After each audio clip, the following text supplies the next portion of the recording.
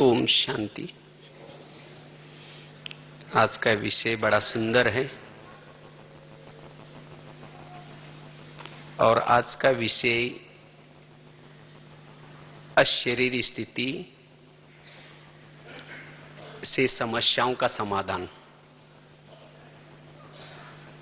यही टोटल हमारा ज्ञान का सार है। हम यहां आए हैं, किसी लिए आए हैं? अशरीरी बनने के लिए। आज की मुरली भी इसी के ऊपर थी। और ये सतयुग था, बहुत अच्छा दुनिया थी। क्यों थी? क्योंकि वो सभी आत्माभिमानी में रहते थे, अशरीरी स्थिति में थे। इसीलिए प्रकृति भी अच्छी थी, सभी में दैवी गुण थे। लेकिन उस सतयुग से कलयुग क्यों बना? उसका कारण है देहभान। आज शिव बाबा परमधाम से आए हैं, हमारे लिए 4 सब्जेक्ट रखे हैं देवता बनाने के लिए। और उन 4 सब्जेक्ट का रिजल्ट भी क्या है? चाहे हम ज्ञान ले रहे, किसी लिए ले रहे? ज्ञान ले रहे हैं अशरीरी बनने के लिए। मेरे पास ज्ञान बहुत है, मैंने आज तक बहुत मुरलियां सुन ली, नॉलेजफुल बन गया हूं। इसका रिजल्ट अशरीरी स्थिति। अगर मेरी अशरीरी स्थिति नहीं रहती, मैं विधेयी स्थिति में नहीं रह सकता हूं। इसका मतलब ज्ञान की सब्जेक्ट की कमी है। इसीलिए मुझे ज्ञान की सब्जेक्ट की स्टडी करनी होगी, चाहे मुरलियों की स्टडी, चाहे बार बार उसको रिविजन करना पड़ेगा, उसका चिंतन मंथन करना पड़ेगा, वो चिंतन मंथन के स्वरूप में रहना पड़ेगा, तब जाकर के अशरीरी बनेंगे। तो ज्ञान का विषय मेरा बहुत अच्छा है, रिजल्ट में अशरीरी स्थिति। मैं योग बहुत अच्छा लगाता हूं, चाहे अमृत वाला का, चाहे क्लास के पहले वाला, मेरा योग बहुत अच्छा लगता है। निशाने अशरीरी स्थिति। अगर मैं योग लगाने के बाद 1 घंटा तक बैठ गया लेकिन फिर भी अशरीरी नहीं बना, इसका मतलब योग में बुद्धि कहीं भटक रही थी, मन भी कहीं भटक रहा था।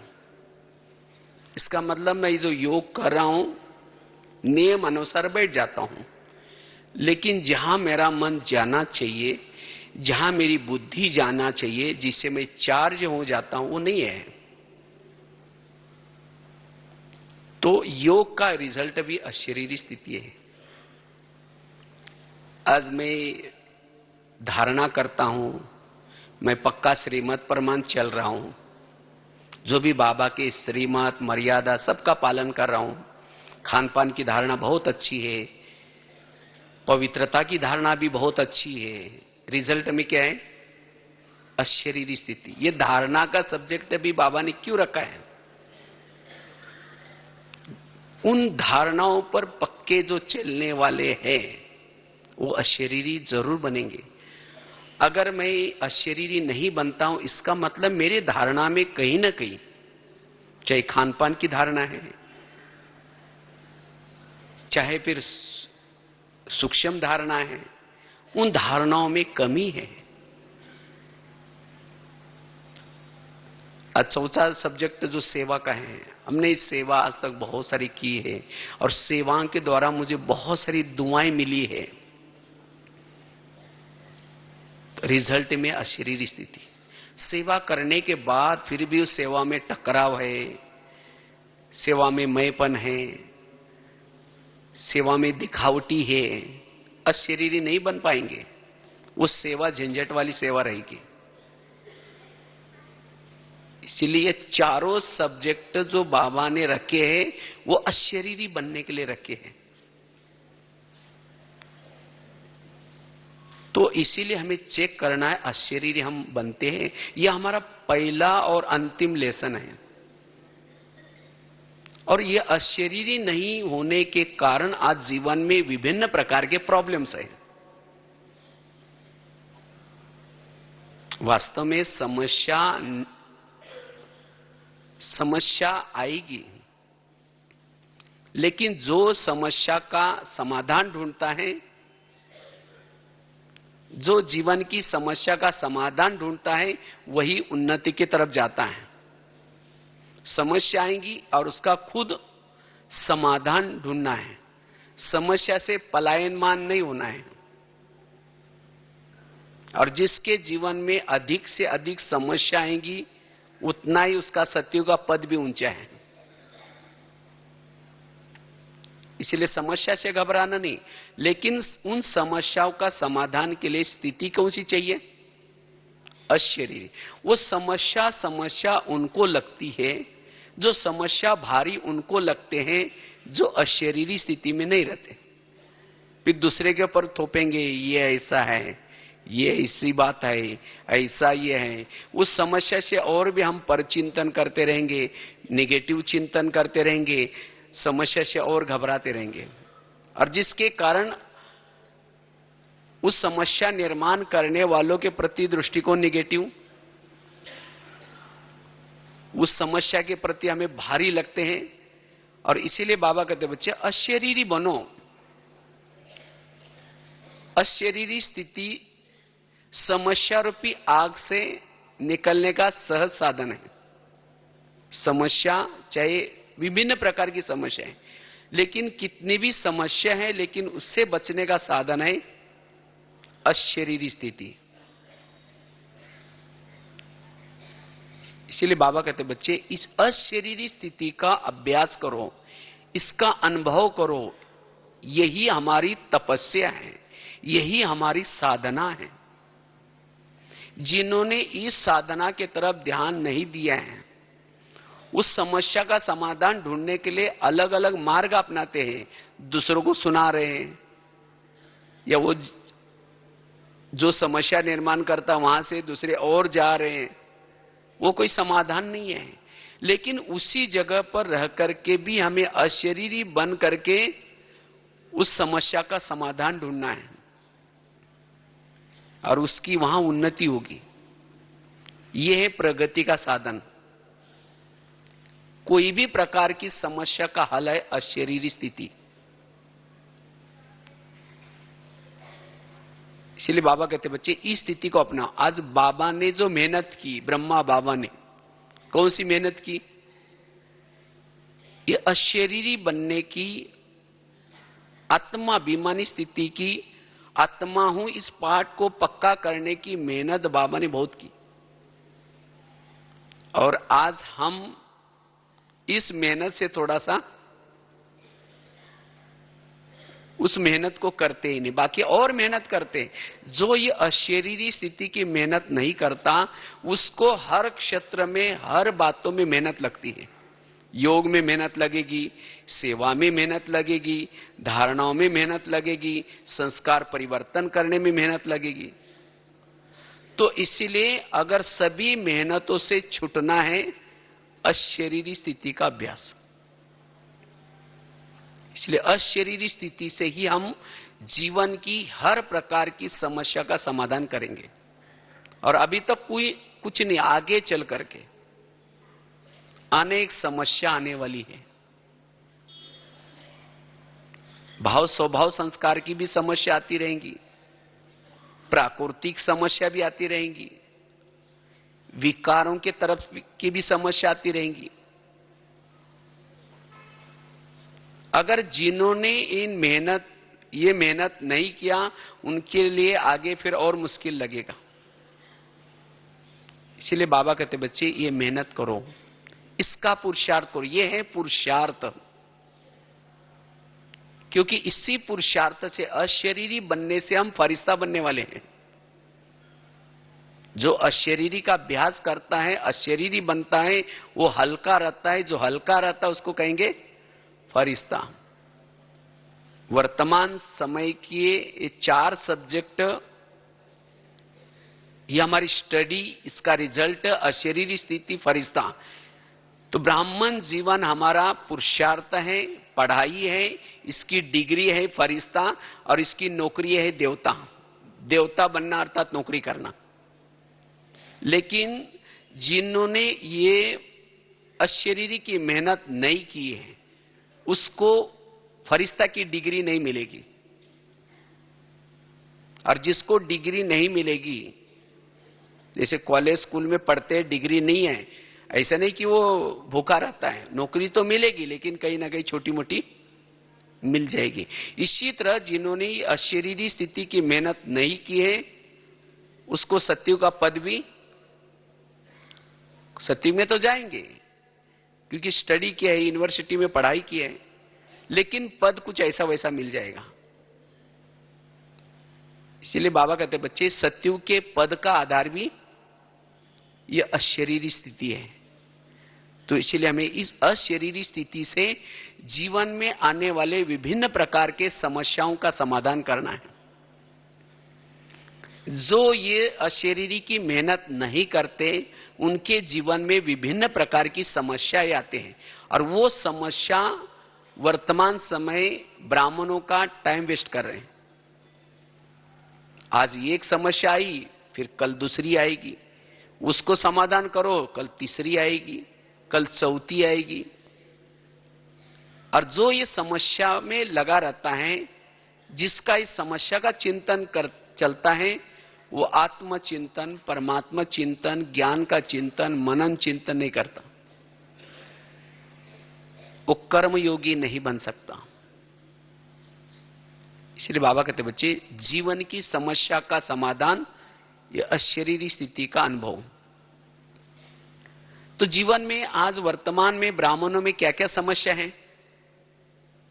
सबसे पहली समस्या है संस्कारों की समस्या।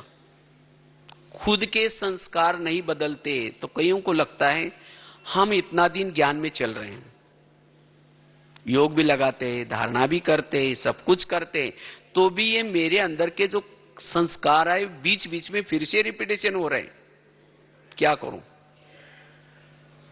सब कुछ है, ज्ञान है, योग है, धारणा है, सब है, लेकिन फिर भी ये संस्कार क्यों आ रहे हैं? ये हर एक कई लोगों की समस्या है। और उसके कारण कभी कभी उदास हो जाते हैं, असंतुष्ट हो जाते हैं, कमजोर हो जाते हैं। लगता है ये मार्ग बड़ा, बाबा ने तो कहा है सहज मार्ग है, लेकिन ये सहज मार्ग बहुत कठिन है, माया को जीतना बड़ा मुश्किल है। ऐसा क्यों लगता है? क्योंकि उन्होंने अशरीरी की मेहनत नहीं कर रहे हैं, इसीलिए वो संस्कारों के वशीभूत हो रहे हैं। जो अशरीरी स्थिति में रहता है उसको अतीन्द्रिय सुख मिल जाता है, और जिसको ये अतीन्द्रिय सुख मिल जाता है, जैसे किसने अगर जिलेबी खाई, उसके सामने मुरमुरा रखो, अच्छा लगेगा? इतनी अच्छी चीज खाई तो उसके बाद मुरमुरा फीका लगेगा। इसी तरह जिन्होंने इस अशरीरी स्थिति की मेहनत की है, अतीन्द्रिय सुख प्राप्त किया है, वो कोई भी संस्कारों के वश नहीं होगा। आज हमारी बुद्धि या मन कोई भी बातों के प्रभाव में क्यों आता है? क्योंकि आत्मा को सुख चाहिए, चाहे योग के द्वारा लो। अगर योग के द्वारा, अशरीरी स्थिति के द्वारा नहीं लेंगे तो सुख के लिए तो प्यासी हैं, तो कहीं ना कोई क्षणिक विकारों के, संस्कारों के वश हो जाते हैं और जिससे फिर सुख लेने का प्रयास करते हैं। तो असंस्कार के वश क्यों हो रहे हैं? इसका मतलब मैंने अशरीरी का अनुभव नहीं किया है, और अशरीरी स्थिति में न होने के कारण प्रभु मिलन का आनंद नहीं आ रहा है, और जिसके कारण न चाहते हुए भी वो संस्कार के वश हो रहे हैं। तो आज संस्कार परिवर्तन क्यों नहीं हो रहे? उसका कारण है अशरीरी स्थिति की कमी। तो इसलिए मुझे अगर संस्कार परिवर्तन की जो समस्या है उसको खत्म करना है, उसके लिए ये अशरीरी स्थिति की मेहनत करनी है। अशरीरी के सामने कड़े ते कड़े संस्कार भी परिवर्तन होते हैं, कितना भी आपके अंदर कड़ा संस्कार हो, कैसा भी विकार हो, अगर संस्कारों को परिवर्तन करना है तो ये मेहनत हमें करनी है। तो संस्कार परिवर्तन की समस्या के लिए समाधान क्या है? अशरीरी स्थिति। जो अशरीरी स्थिति में रहता है, अशरीरी स्थिति में रहने से जैसे कहा कि अतीन्द्रिय सुख मिल जाता है, और अतीन्द्रिय सुख में वाला कोई भी संस्कार के वश नहीं हो सकता। माया उसको छू भी नहीं सकती। जहां आग है वहां कोई भी जानवर नहीं आता, ना कोई उस घर में भूत रहता है। जहां लाइट जल रहे वहां कोई भूत भी नहीं रहता। भूत कहां रहता है? जहां अंधेरा है। जहां अंधेरा है वहां भूत रहता है। इसी तरह अगर मैंने शरीर रूपी घर में यह आत्मा का दीपक नहीं जलाया है, अशरीरी स्थिति का अनुभव नहीं किया है, और विकार रूपी भूतों को भगा रहे, कैसे जाएगा वो? इसीलिए अगर विकारों को भगाना है तो इसीलिए हमें क्या करना है? इस शरीर रूपी घर में आत्मा का दीपक अशरीरी स्थिति का अनुभव करते रहना है। और जो अशरीरी स्थिति में रहता है निरंतर, वो जन्म जन्मांतर के उसके विकर्म विनाश होने की फैक्ट्री वो अंदर से चल रही है। अशरीरी स्थिति में रहता है, वो कभी नहीं कहेगा मुझे योग लगाने के लिए, मुझे पुरुषार्थ के लिए टाइम ही नहीं मिलता है। वो निरंतर कर्म कर रहा है तो भी बाबा से उसका योग जुड़ा हुआ है। कर्म कर रहा है, रात को सो रहा है तो भी उसका योग लगा हुआ है। अशरीरी स्थिति में रहने वाला उसने सब कुछ समेटा हुआ है। उपराम है, वैरागी है। तो इसीलिए इस स्थिति में रहने से खुद के जो जन्म जन्मांतर के कैसे भी संस्कारों की समस्या है उसका समाधान हो जाएगा। इतना ही नहीं, दूसरी कौन सी समस्या है? आपस के कभी कभी संस्कारों में टकराव हो जाता है। कहते इसकी मेरी बनती नहीं, इसके साथ मेरी टकराव हो जाता है। तो ये टकराव क्यों होता है? टकराव का कारण है देहाभिमान। जो आत्माभिमानी वाला है, अशरीरी स्थिति में रहता है, भले टकराव की बातें आएंगी, परिस्थिति आएंगी, लेकिन वो झुक जाएगा। वो उन बातों को सहन करेगा। वो अपने संकल्प विकल्प नहीं चलाएगा। तो भाव स्वभाव संस्कारों की परिस्थिति में भी ऐसी समस्या का भी समाधान है अशरीरी स्थिति। अगर मेरे किसी के साथ बनती नहीं, उसके अंदर के अवगुण नजर आते हैं। अवगुण उन्हीं को नजर आते हैं जो देह भान में रहता है। अशरीरी स्थिति में रहने वाला कोई कैसा भी हो, लेकिन उसको लगेगा यहां रहना, इसके साथ रहना, यही मेरे उन्नति का साधन है। और जो देहभान वाला है वो क्या करेगा? वहां से किनारा करेगा। उसको लगेगा कि मैं इनके साथ रहूंगा तो मेरी उन्नति नहीं होगी। इसीलिए बाबा कहते बच्चे, भाव स्वभाव संस्कारों की माया का कारण है देहभान। इसलिए अशरीरी स्थिति में जो रहता है उसको भाव स्वभाव संस्कार की माया से भी वो, उस हलचल से भी वो मुक्त रहेगा। वो व्यर्थ चिंतन पर चिंतन नहीं करेगा, उसका चिंतन ही नहीं चलेगा। उसको अंदर से अतीन्द्रिय सुख मिल रहा है, इसीलिए ऐसी बातें उसको टच भी नहीं करेगी। तो भाव स्वभाव संस्कारों में अगर हमें अचल अडोल रहना है, लोगों के तरफ से आने वाली समस्या से हमें समाधान स्वरूप में रहना है, यह अशरीरी की स्थिति जरूरी है। क्योंकि जो अशरीरी स्थिति में रहता है, अगर ऐसी कोई बातें आती भी है, उसको लगता है कि मेरा कई जन्म जन्मांतर का हिसाब किताब चुकत हो रहा है। हो सकता है इस व्यक्ति के साथ मैंने भी कभी ऐसा किया होगा, मैंने भी ऐसा व्यवहार किया है, तो मेरा चुप तो हो रहा है। वो ये समझ करके वो चलता रहेगा, आगे बढ़ता जाएगा। और जिसको देह भान है उसको लगेगा कि मैं इसके साथ इतना अच्छा व्यवहार करता हूं, मैं इसके साथ बहुत अच्छा रहता हूं, फिर भी ये ऐसा क्यों है। वो खुद भी चिंतन करेगा, औरों को भी बताएगा, और उसे समाधान ढूंढने की कोशिश करेगा। वो कंप्लेन करेगा, औरों को कंप्लेन करेगा। बाबा ने कहा ना, कंप्लेन करने वाला कभी कंप्लेंट नहीं बन सकता। और ये कंप्लेन वही करता है जो देह भान में है। इसीलिए बाबा कहते बच्चे देही अभिमानी बनो। हर व्यक्ति आपको प्यारा लगेगा, हर व्यक्ति का पार्ट आपको अच्छा लगेगा। भले कोई गाली भी दे, कोई इंसल्ट भी करे, तो भी देही अभिमानी वालों को वो अच्छा लगेगा। इसीलिए बाबा कहते बच्चे भाव स्वभाव संस्कार की समस्या का भी समाधान है अशरीरी स्थिति। तीसरी है योग की समस्या। अब कईयों को लगता है मेरा योग लगता ही नहीं, पता नहीं क्या होता है, मेरा योग लगता ही नहीं। कर्म योग की भी समस्या, और जो बैठ करके योग लगते करते उसी से भी समस्या। कहते बुद्धि भटकते। क्यों भटकते हैं?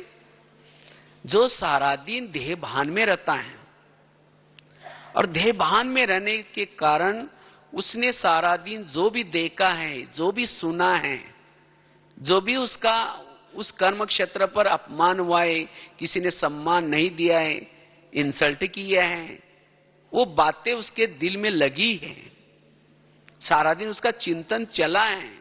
और जब योग में बैठता है, लाल लाइट चल रहा है, गीत बज रहा है, शुरू करेगा मैं आत्मा हूं शांत, फिर कहेगा मेरे को उन्होंने क्यों बोला, फिर कहेगा कोई बात नहीं मैं आत्मा, फिर कहेगा 15 दिन पहले भी तो बोला था, फिर कहेगा कोई बात नहीं मैं आत्मा हूं शांत स्वरूप, फिर कहेंगे आखिर कब तक सहन करना है।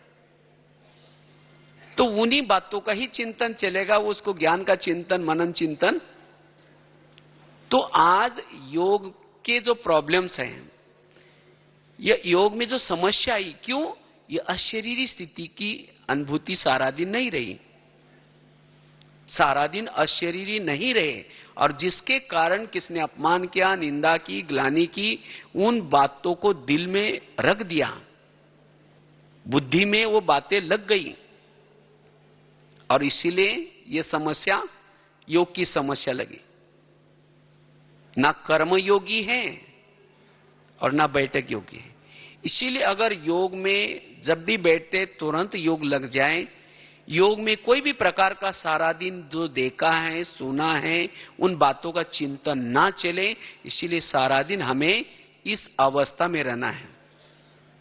कहते हैं जो योगी है मान अपमान निंदा स्तुति में भी समान रहता है। लेकिन कौन रह सकता है? जो सारा दिन अशरीरी स्थिति में रहता है। इसलिए योग के अंदर अगर आपकी बुद्धि भटकते है, मन भटकता है, इसका कारण है आप सारा दिन अशरीरी स्थिति में नहीं रहते। इसलिए इस अशरीरी स्थिति को बढ़ाओ तो ऑटोमेटिकली आपका योग बड़ा अच्छा लगेगा, कर्म योग भी लगेगा, और बैठ करके योग लगाएंगे वो भी लगेगा।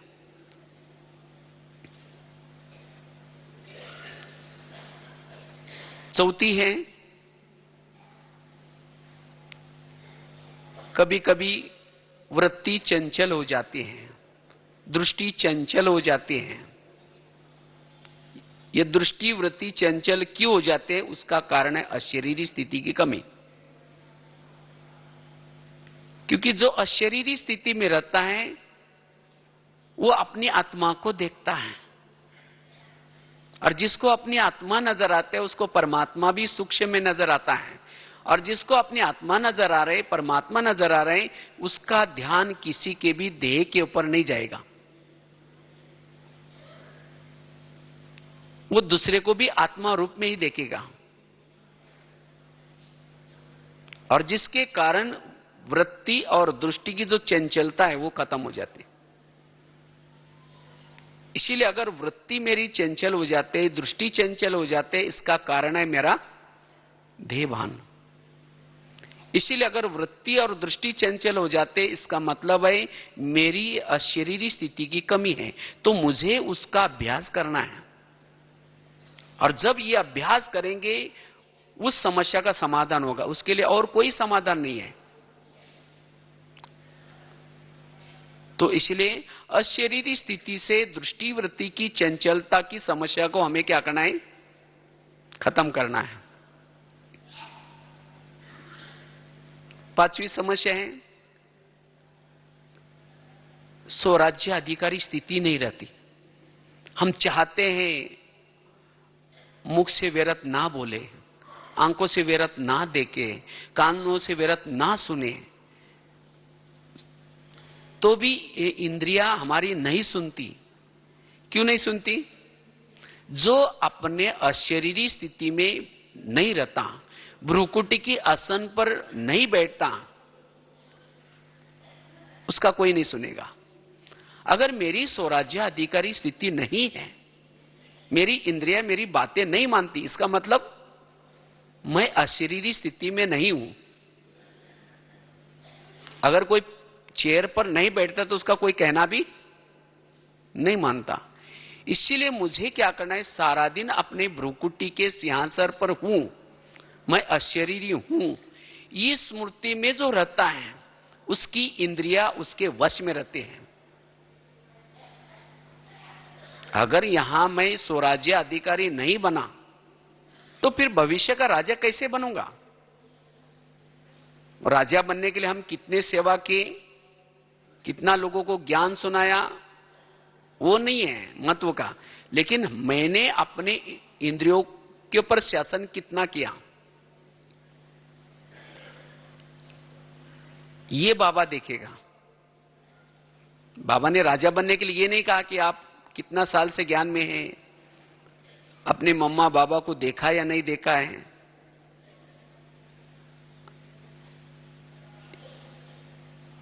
ये नहीं बाबा देखेगा, लेकिन आप जब से ज्ञान में आए अपने इंद्रियों पर शासन आपने कितना किया है। क्योंकि फार्मूला है राजा बनने का, स्वराज्य अधिकारी सो विश्व राज्य अधिकारी। तो अगर मुझे भविष्य का राजा बनना है तो इसलिए मुझे क्या करना पड़ेगा? मुझे अपने कर्मेंद्रिय का राजा बनना पड़ेगा। और कर्मेंद्रिय का राजा वही बन सकता है जो अशरीरी अवस्था में रहता है, जो अशरीरी स्थिति में रहता है।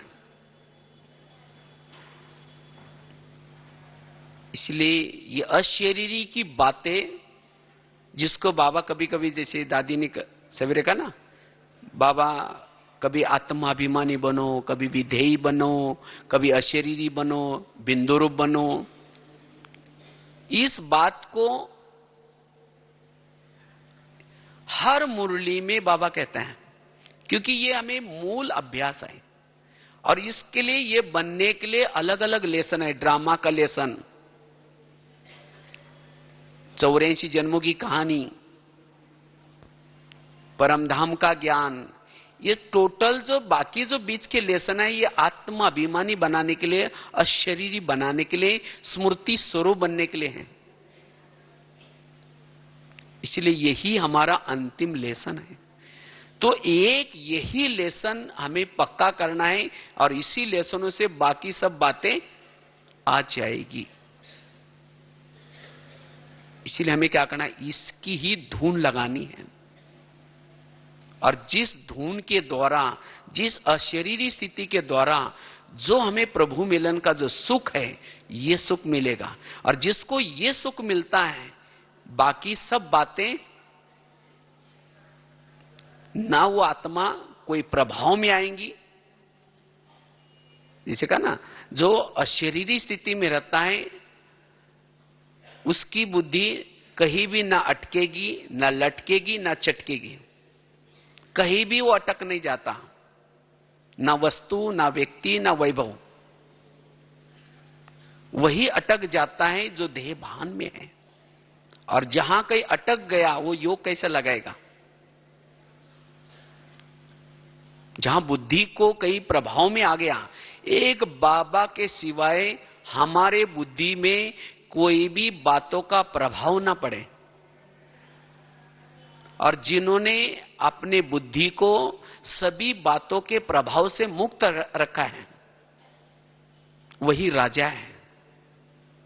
अगर हम कोई किसी व्यक्ति के प्रभाव में आ जाते हैं, कोई वस्तु के प्रभाव में आ जाते हैं, हमारी बुद्धि उसमें बंध जाती है। प्रभाव में आने वाला राजा नहीं है। आज कईयों की यह भी एक समस्या है, न चाहते हुए भी हम कोई के प्रभाव में आ जाते हैं। क्यों आ गए? क्योंकि अशरीरी स्थिति नहीं है। इसीलिए बाबा कहते बच्चे, ये तपस्या करो, ये पुरुषार्थ करो, ताकि आप प्रभाव से मुक्त बनेंगे। और जो सारा दिन कोई भी बातों के प्रभाव में नहीं आता, वो फिर योग का अभ्यास कर सकता है। इसीलिए अगर मुझे स्वराज्य अधिकारी बनना है, इंद्रियों का राजा बनना है, और जिस इंद्रियों के राज्य अधिकारी के द्वारा भविष्य का राजा बनना है, इसके लिए अशरीरी स्थिति की तपस्या, यह अशरीरी स्थिति का पुरुषार्थ जरूरी है। इसके साथ साथ कईयों को समस्या आती है, कभी कभी अगर किसी ने मान नहीं दिया, किसी ने अपमान किया, किसी ने रिगार्ड रिस्पेक्ट नहीं दिया, ऐसी बातों में भी व्यर्थ संकल्प चलते हैं। ये व्यर्थ संकल्प क्यों चलते हैं? उसका कारण भी देहभान। जो देहाभिमानी स्थिति में रहता है वो निरहंकारी है, और निरहंकारी वाला, उसको कोई भी प्रकार की फीलिंग नहीं आती। वो हर निगेटिव बातों को क्या बनाएगा? पॉजिटिव बनाएगा। कारणों का निवारण कर सकता है, समस्या का समाधान कर सकता है। और जो देह भान में आता है, जो देह भान में है, देह भान में रहने वाला, उसको अपमान की फीलिंग होती है। और जिसको अपमान की फीलिंग होती है, उसके मन में निगेटिव विचार बड़े फास्ट में चलते हैं। और जिसके मन में निगेटिव विचार चलते हैं, वो योग का अभ्यास कैसा कर सकता है? आकाश के चंद्रमा को पानी में देखना है तो पानी कैसा चाहिए? स्थिर चाहिए। परमधाम के परमात्मा को अगर अपने मन में देखना है तो मन की स्थिरता चाहिए, विचारों की स्थिरता चाहिए। जिसके विचारों की स्थिरता है, वही परमात्मा को अपने मन में देख सकता है, मन रूपी टीवी में।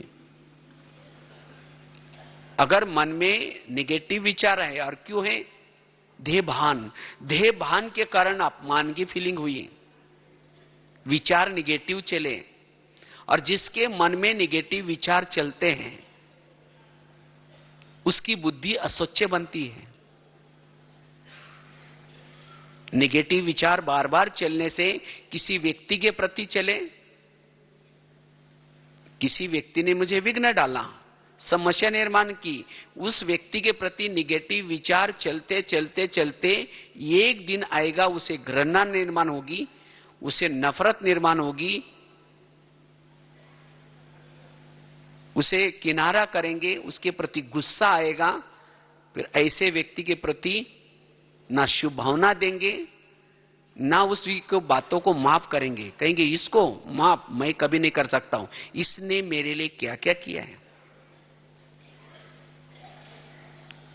तो अगर ऐसी निगेटिव बातें दिल में हैं, बुद्धि में हैं, तो ऐसे बुद्धि से जब योग में बैठते हैं तो परमधाम का विजन, परमधाम का दृश्य स्पष्ट नहीं दिखेगा। परमधाम को देखने के लिए, बाबा को देखने के लिए बुद्धि बड़ी स्वच्छ चाहिए। एक व्यक्ति के प्रति भी मेरी भावनाएं निगेटिव ना हो। भले उसने मेरे लिए कुछ भी किया है, भले मेरे लिए उन्होंने बहुत कुछ किया है, लेकिन तो भी मेरी भावना उसके लिए पॉजिटिव। और वो तब संभव है जब अशरीरी स्थिति में रहेंगे। अगर देह भान है, उस व्यक्ति को हम ना क्षमा कर सकेंगे, ना उसके प्रति दिल में शुभ भावना निकलेगी। तो ये अशुभ भावना क्यों निकलते हैं? जिसके अंदर देह भान है। इसीलिए बाबा कहते बच्चे, ये अशरीरी की मेहनत करो, ताकि जो भी जीवन में ऐसे प्रॉब्लम्स आते, समस्या आते, जो समस्या निर्माण करता है उसके प्रति दिल में शुभ भावना रहेगी, उसको आप दुआएं दे सकेंगे। और जो दुआएं देता है, उन बातों को भूल जाता है, वही हल्का बन सकता है, उसकी वृत्ति भी हल्की होगी।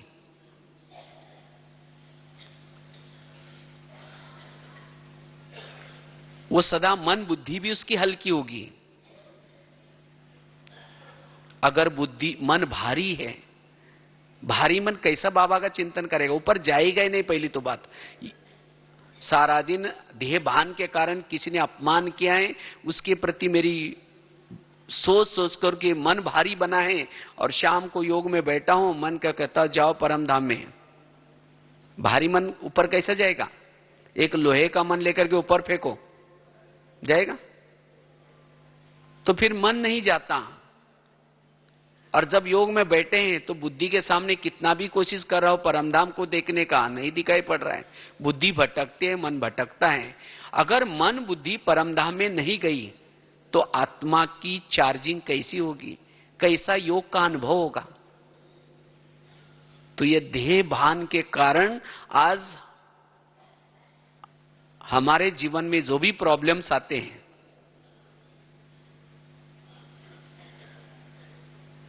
उस प्रॉब्लम का कारण है। और इसके लिए हम दूसरे को दोषी बनाते हैं, क्योंकि वो उस व्यक्ति से आप किनारा नहीं कर सकते। रहना तो वही है, क्योंकि उसके साथ का आपका पिछले जन्म का कार्मिक अकाउंट है, वो सुख तो करना ही है।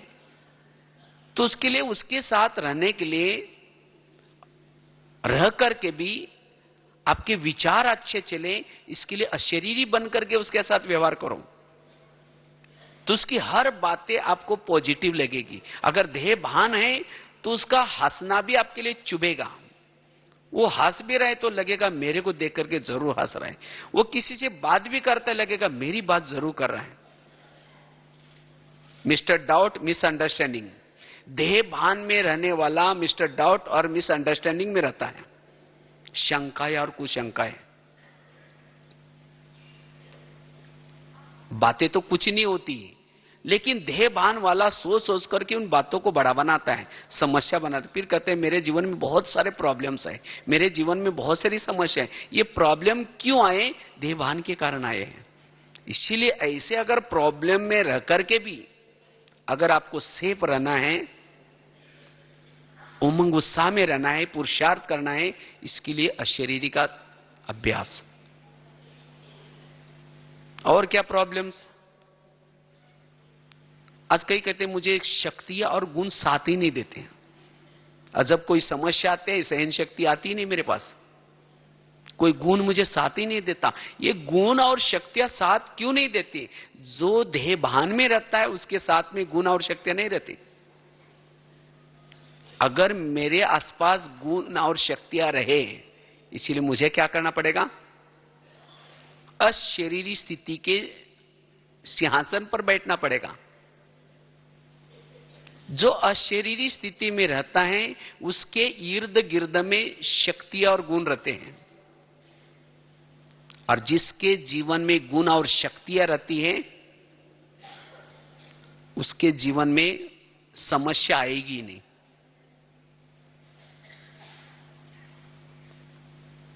और संगम युग में जिसके इर्द गिर्द में गुण और शक्तियां रहेगी वो भविष्य का राजा है। लोग मुझे साथ दे या ना दे, लेकिन ये गुण और शक्तियां मेरे चारों तरफ रहे, बस। वो व्यक्ति एक दिन आएगा वो चमक जाता है, एक दिन आएगा उसको सफलता मिल जाती है, लेकिन ये गुण और शक्तियां कब साथ देंगी? जितना आप अशरीरी रहेंगे, जितना विधेयी स्थिति में रहेंगे, आत्माभिमानी स्थिति में रहेंगे, गुण और शक्ति आपके साथ में रहेंगी। अशरीरी स्थिति यह पुरुषार्थ है, बीज है, और जिसने ये बीज बोए हैं उसके जीवन में दैवी गुण और दैवी शक्तियां ये उसके फल है। मैंने बीज बोया ही नहीं, मैंने इसका अभ्यास किया ही नहीं, तो गुण और शक्ति के फल कैसे मिलेंगे? इसीलिए अगर गुण और शक्तियों का अनुभव करना है, इसका साथ लेना है, यह अशरीरी स्थिति का पुरुषार्थ जरूरी है। और सबसे बड़ी शक्ति है सहन शक्ति। जो अशरीरी की मेहनत करता है, पुरुषार्थ करता है, सबसे पहली शक्ति आएगी उसके पास सहन शक्ति। क्यों आएगी? क्योंकि अशरीरी स्थिति में रहने वाला निगेटिव को पॉजिटिव में लाएगा, कारणों का निवारण करेगा, समस्याओं का समाधान करेगा। उसके जीवन में कुछ भी व्यर्थ संकल्प नहीं चलते। और जो ऐसा अशरीरी रह करके कारणों का निवारण, समस्या का समाधान करता है, वो सहनशील बनता है ऑटोमेटिकली। और जो सहन करता है उसके साथ में बाकी जो 7 शक्ति है वो ऑटोमेटिकली आएगी। सहन शक्ति आई, बाकी 7 शक्ति आएगी। और जब 8 शक्ति आएगी तो शक्तियों के बच्चे हैं दैवी गुण। दैवी गुण शक्तियों के बच्चे हैं। जिसके पास सहन शक्ति आई उसके पास शांति, एकाग्रता, एक रस और अंतर्मुखता, ये 4 गुण आएंगे। मां है तो बच्चे भी आएंगे। तो इसी तरह अगर 8 शक्ति हैं उसके साथ साथ ये 4-4, 5-5 बच्चे होंगे।